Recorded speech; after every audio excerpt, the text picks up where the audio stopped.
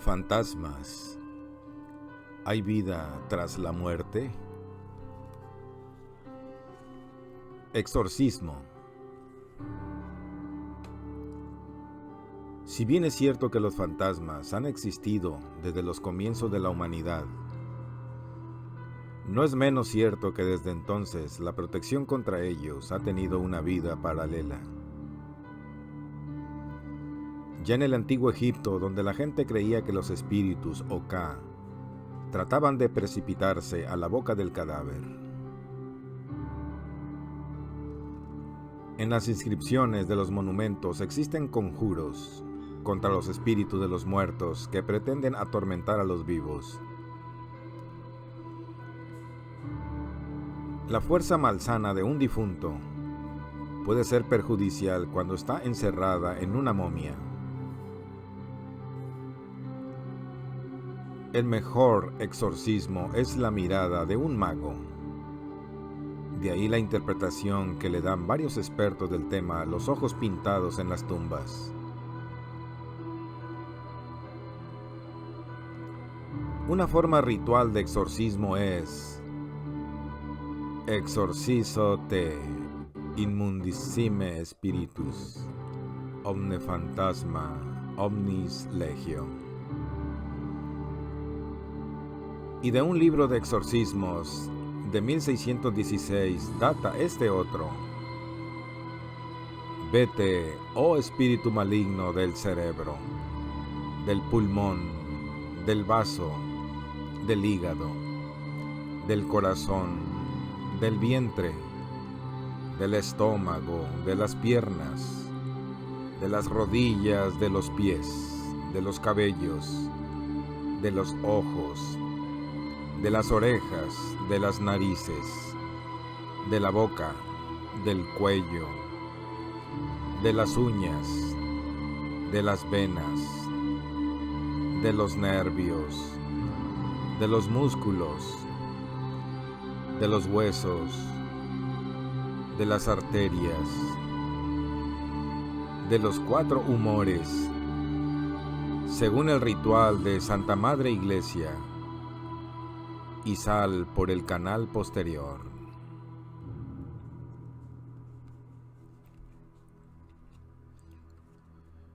Los fenicios, pueblo ampliamente supersticioso, no olvidaban por ese motivo su sentido comercial y en sus expediciones llevaban todo tipo de amuletos y talismanes de ámbar, oro y marfil que vendían como remedios contra los espíritus maléficos. Es lógico pensar que en cada época, lugar e incluso en cada tribu, los amuletos, talismanes, conjuros y exorcismos sean diferentes. Desde la pata de conejo hasta las plumas de gallo, blanco o negro, pasando por las lagartijas y la raíz de mandrágora.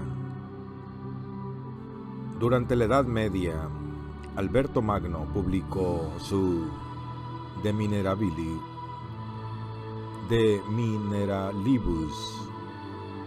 que dio origen a la ciencia de las joyas. El diamante y la turquesa, según la tradición popular, protege del insomnio y de los espíritus malignos. En Inglaterra, durante mucho tiempo, a fin de impedir a los suicidas que se aparecieran e importunaran a los vivos, se les consideraba como vampiros y se les enterraba en una encrucijada con una estaca clavada en el corazón. Jorge VI abolió esta costumbre en 1824. En la Edad Media era utilizado el anís, que se extendía por todo el cuerpo y el lecho, para ahuyentar así a los malos espíritus.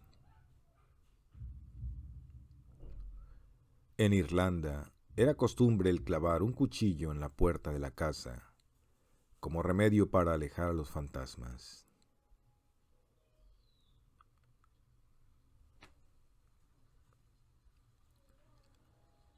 La pata de conejo debajo de la cama y las emanaciones de orina eran antídotos eficaces contra los fantasmas en Escocia.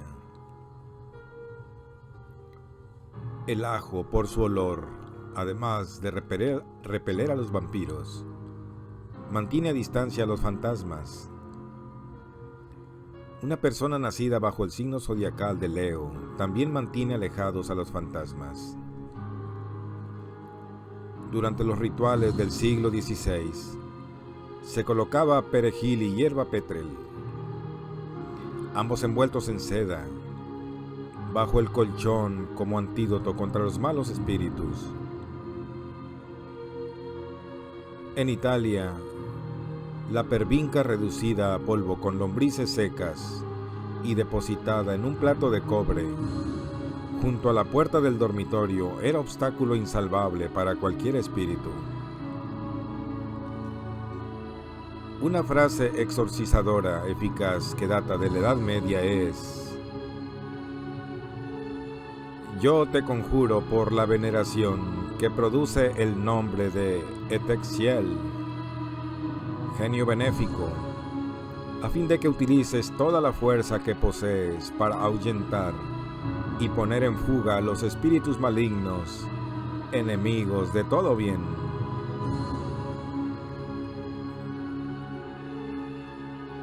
Un puñado de sal esparcido por todos los rincones de la casa es remedio suficiente para evitar que los fantasmas se acerquen. Un antiguo conjuro que aún es usado por algunos exorcistas griegos es el siguiente: por la fuerza de Isis, espíritu maligno, regresa a tus playas y la paz descienda contigo. Esta evocación es idéntica a la que se supone que empleaban los antiguos egipcios antes de acostarse, para que las almas de sus antepasados no volvieran para inquietarlos. El olivo, por haber sido bendecido por la Iglesia, es también un antídoto seguro. Y por último, digamos que algunos colores, como toda la gama de azul, aleja a los fantasmas.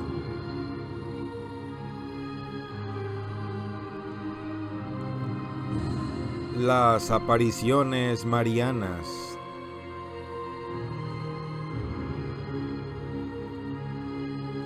Que la religión católica no admite el hecho de posibles apariciones de almas de los muertos es algo que ya hemos indicado en este libro.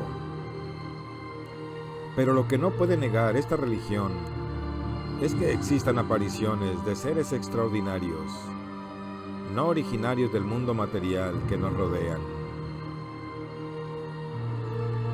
Así pues, si las almas en pena de los muertos no se pueden aparecer, al igual que los seres paganos, duendes, hadas, etc., sí está admitido por la Iglesia la aparición de ángeles, la Virgen o incluso el diablo. Pero veamos qué es lo que nos dice la Iglesia sobre el motivo de estas apariciones. Según se demuestra por los textos y testimonios recogidos sobre estas apariciones, bien se podrían englobar en tres grandes grupos. Grupo A: las apariciones angelicales, las cuales son por voluntad divina, para notificar a los creyentes de que algo maravilloso va a suceder, tal como nos muestra la Biblia en la aparición del arcángel Gabriel, quien se materializó en presencia de María para decirle que concebiría al Hijo de Dios. Grupo B: las apariciones marianas. En ellas se aparece una mujer de bellísima figura, de edad aparente comprendida entre los 15 y 20 años, rodeada de un aura de luz que no llega a cegar. Su imagen suele ser por lo general borrosa, Aparece precedida de un ruido estruendoso y provoca un estado de éxtasis y parálisis en sus observadores. En este tipo de apariciones, por lo general, predomina el siguiente patrón. Suele aparecérsele a niños o personas beatas. Advierten y atormentan a la humanidad sobre su aciago futuro si no cambian de actitud, abandonando la senda del pecado para dedicarse a la oración y plegarias. Solicitan, a veces incluso exigen, la creación de una capilla en el lugar de la aparición en la que se idolatre su imagen. Suelen efectuar curaciones milagrosas entre los asistentes a esas capillas, con lo que la capilla gana más prestigio y devotos. Hacen su aparición en más de una ocasión ante las mismas personas y en la fecha y lugar convenidos en esta primera aparición. Y a excepción de la producida en Fátima, Portugal, esta solo se hace visible y audible a un grupo reducido de escogidos entre la multitud. Grupo C. Las apariciones del diablo. En resumidas cuentas, son todas aquellas que la Iglesia no reconoce como las otras dos anteriores, siendo obra del diablo en su intento constante de engañar a los creyentes y desprestigiar así a las verdaderas apariciones. Todavía son más o menos recientes los ecos producidos por la aparición de la Virgen en el Escorial, Madrid, que a continuación resumimos. Todo ello dio comienzo en octubre de 1980. Fue entonces cuando Luz Amparo Cuevas, madre de 7 hijos, trabajaba de asistenta en una casa ubicada en San Lorenzo de El Escorial. Así pues, un día mientras realizaba de forma cotidiana su trabajo, oyó una voz que le dijo: Amparo, reza por la paz del mundo y por la conversión de los pecadores. Ámense los unos a los otros. Vas a recibir pruebas de dolor.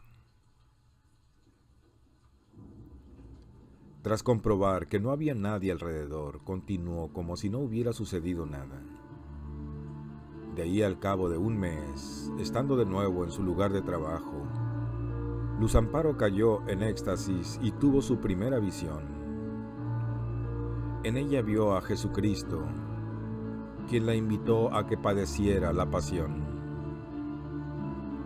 Durante esta conversación, a Amparo se le formó en el pecho un bulto con forma de corazón atravesado por un dardo. A partir de entonces, Amparo empezó a sufrir estigmas, acuciándose estos durante las festividades de Semana Santa, que consistían en sangrados de frente, costado, manos, rodillas y pies. Llegado el verano de 1981, Amparo, su marido y un amigo de ellos decidieron ir hasta el pequeño parque de Prado Nuevo, en el que había un pequeño pilón donde podían irse a refrescar. Una vez allí, Amparo quedó en estado de éxtasis, arrodillada delante de un fresno, y de sus labios salieron las siguientes palabras: Soy la Virgen Dolorosa. Quiero que se construya en este lugar una capilla en honor de mi nombre. Que se venga a meditar de cualquier parte del mundo la pasión de mi hijo, que está muy olvidada. Si hacen lo que digo, habrá curaciones. Esta agua curará. Los que vengan a rezar aquí diariamente el Santo Rosario serán bendecidos por mí. Muchos serán marcados con una cruz en la frente. Hagan penitencia hagan oración. Tras esto, un buen número de peregrinos llegaban a este lugar en busca de redención de sus pecados, para saciar su curiosidad y sobre todo para que la Virgen obrara un milagro con ellos y los curara de enfermedades. Todo este número de peregrinos se reunía al atardecer en Prado Nuevo para asistir a las oraciones realizadas por Amparo, quien decía poder ver a la Virgen cuando miraba al sol en el atardecer. Todos estos hechos llamaron la atención al cardenal arzobispo de Madrid, Alcalá, don Ángel Suquía, quien publicó en el Boletín Oficial de la Archidiócesis, año C, número 2570, páginas 271 y 272. Tras un preámbulo obligado al caso, 4 puntos esenciales que se resumen de la siguiente forma. 1. No consta carácter sobrenatural de las supuestas apariciones y revelaciones que se dan en el lugar conocido con el nombre de Prado Nuevo, en el Escorial de nuestra diócesis. 2. Por la confusión o ambigüedad que de su presencia o intervención pueda originarse en la conciencia cristiana de los fieles y siguiendo la práctica habitual de la Iglesia, en casos similares, ruego encarecidamente a sacerdotes, religiosos y religiosas que se abstengan de participar en acto alguno relacionando con los fenómenos religiosos a que nos estamos refiriendo y de promover su difusión. 3. Los fieles católicos que pretendan publicar algo relacionado con este tema, en virtud del canon 823.1 del Código de Derecho Canónico, deben someter sus escritos al juicio de la autoridad diocesana. 4. A las personas más directamente implicadas en estos hechos, me he creído el deber de hacerles en privado algunas recomendaciones. Confío plenamente en que la recibirán y seguirán con espíritu de fe y docilidad. Pero estas premisas no significan lo que muchos de sus lectores interpretaron desde un principio. El arzobispo no consideraba censurables o prohibitivas las apariciones de El Escorial, sino lo que hacía era recomendarle a Amparo que no bajara hasta la pradera durante las horas de la gran aglomeración de visitantes y curiosos, pudiendo hacerlo de forma aislada, de tal manera que no llamara la atención. Describiremos ahora los hechos acontecidos en Hellesbach, pueblo enclavado en la región germana de Baviera, en la que cabe destacar el comportamiento de la Iglesia, que recuerda más a los movimientos oscuros de la CIA que a una institución religiosa destinada a aclarar las incógnitas de su religión. Nos desplazamos, por tanto, al 9 de octubre de 1949. Los niños Mary Heilmann, de 10 años, Connie Schleicher, de 11, y Grete Gügel, de 11, y Erika Müller, también de 11 años, se hallaban recolectando diversas hojas de plantas con destino a su colección botánica escolar. Justo en el momento en que estos iban a regresar a sus domicilios, aparecieron 3 letras luminosas sobre las copas de los árboles, como si el sol luciera a través de una botella de cerveza. Estas letras eran IHS, el monograma de Cristo. Esta aparición desapareció con la misma rapidez con la que había surgido. Y fue entonces cuando todos ellos pudieron observar algo flotando sobre los árboles. Ese algo lo describieron como una mujer vestida de blanco, con el aspecto de una blanca enfermera. Imagen esta que se le balanceaba suavemente. Ante lo visto y de una manera muy razonable, aquellos niños intentaron frenar de algún modo su imaginación. Así pues, se preguntaron los unos a los otros si habían visto lo mismo. Se dirigieron a una laguna cercana para comprobar que el número de patos que allí había era el de todos los días. Incluso se dieron pellizcos los unos a los otros para comprobar que lo que estaban viviendo no fuera producto de un sueño. Nuevamente vieron flotar a la misma figura femenina, ahora sobre una colina, quien, al poco rato, fue ascendiendo hasta perderse en el cielo. En total, la aparición duró por espacio de 15 minutos.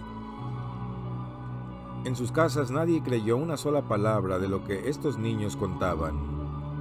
Sin embargo, las madres decidieron poner fin a aquella supuesta alucinación, yendo al bosque con sus hijos. Una vez allí, éstas no vieron nada extraño, pero los pequeños se quedaron emocionados, mirando fijamente hacia el bosque, contemplando de nuevo la aparición. Al día siguiente, el grupo de niños volvía al mismo lugar, esta vez seguidos de otro pequeño grupo de niños, un poco más mayores que ellos, quienes se estaban burlando continuamente de las visiones sufridas por el primer grupo. Al llegar a las cercanías del bosque, todos ellos pudieron apreciar a la misma mujer meciéndose en el aire, sobre los árboles, la cual bajó lentamente hasta posarse sobre el suelo. Fue a los 2 días cuando uno de los niños visionarios se decidió a hablarle a la aparición, preguntándole qué era lo que ésta deseaba. Tras un momento de incertidumbre por parte de los allí reunidos, ésta contestó con la siguiente frase, tan escueta como contundente: «Quiero que la gente rece mucho». Pero, como hasta entonces, esta respuesta solo pudo ser escuchada por los niños, que podían ver la imagen, siendo inaudible para los demás. Estas manifestaciones se produjeron de forma más o menos continuada durante los siguientes años, hasta que tal noticia llegó a oídos de la alta jerarquía eclesiástica. ¿Qué hizo la Iglesia en relación a los hechos de Harrodsburg? Pues simplemente poner en funcionamiento una serie de normas, las cuales empezaban por prohibir toda visita de índole religiosa al sitio de las apariciones. Después se dio lectura al resultado de la investigación episcopal, en donde se declaraba que nada indicaba que se tratara de visiones de origen sobrenatural, prohibiéndose al mismo tiempo las procesiones y peregrinaciones a aquellos sitios. No bastando con estas premisas eclesiásticas, el arzobispo de la zona prohibió al párroco del pueblo pisar la colina de las apariciones. El arzobispo recibió entonces un escrito procedente de la Santa Sede, en el que se le exhortaba para que prohibiera a todo buen cristiano ir a rezar a esa colina. El párroco del pueblo fue fulminantemente trasladado de parroquia por pronunciarse a favor de la auténtica verdad de las apariciones. Después de esto, y tras un inquisitorial interrogatorio, el administrador de el Dr. Schmier, negó la administración de los sacramentos a los niños videntes e insistió en que estos no solo no se acercaran a la famosa colina, sino que también debían de proclamar desde ese momento en adelante que nunca habían visto a la Virgen.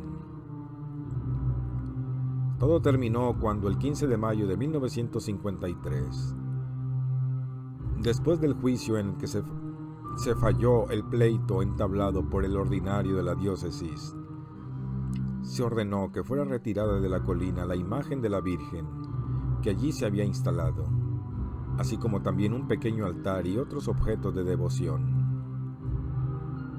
Vemos, por tanto, que a pesar de que algo misterioso pudiera acontecer en estos casos, estos no siempre son estimados como auténticos.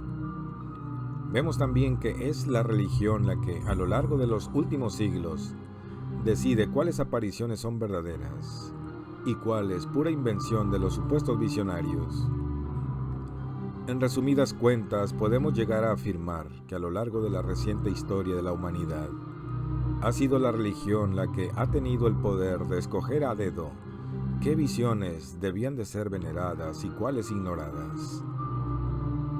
Pero esta virtud de elección no solo la ha ejercido la religión católica, pues hay que indicar también que fueron muchas las visiones de bellas mujeres rodeadas de un halo de luz que llegaron a hacer milagros, y que por ser sus visionarios creyentes de religiones tales como el protestantismo, religión que no es devota de venerar a la Virgen, pues jamás le dieron la importancia que ésta tendría en caso de ser católicos. No trataremos aquí de refutar las bases de ningún dogma religioso, solo trataremos de averiguar qué conexión puede haber entre estas apariciones y la posible vida en el más allá. Se nos hace lógico, ilógico y difícil de creer que las apariciones vistas sean el espíritu de María, la madre de Jesús de Nazaret, fallecida en el siglo I de nuestra era. Pues ésta falleció a una edad superior a los 40 años. Y en caso de aparecerse ante los devotos cristianos, lo lógico es que se apareciera con la imagen de la Madre de Dios, mujer de porte serio, amable y adulta, y no con la imagen de una adolescente, portadora de premoniciones catastróficas para la humanidad, más propia de un cuento de hadas que de un pasaje bíblico. Y a esto último se refieren muchos investigadores del tema, al referirse a estas apariciones, pues ellos estiman que estas apariciones no son algo novedoso, que llevan apareciéndosele a hombre a lo largo de su historia, innumerables mujeres de este tipo, solo que dependiendo de las culturas, se les confundía con hadas, sirenas, espíritus de los bosques, ninfas, etc. Según los estudios hechos en las distintas mitologías, todas ellas reunían muchas similitudes con las apariciones marianas. Solo se les aparecían a quienes ellas querían. Tenían una belleza extraordinaria. Con su voz o solo con su aparición podían paralizar a aquellos que la veían, etc. ¿Existen realmente estas apariciones o son solo producto de la imaginación? Lo único que nuestros estudios sobre este tema nos han revelado con total seguridad es que, sin importar la religión dominante en el momento, estas apariciones siempre han tenido y tendrán defensores y detractores. ¿Tienen alguna relación con la existencia de vida en el más allá? Si bien es posible que no tengan una relación directa con los espíritus de las personas fallecidas, sí que sería un gran avance hacia la demostración de vida después de la muerte, pues la demostración de la completa existencia de estos seres confirmaría que hay cosas que se escapan al dominio de la ciencia, que hay un mundo más allá del que nosotros conocemos como material, un mundo más perfecto que este en el que nosotros vivimos, y por tanto, una mayor esperanza de una vida futura después de la muerte.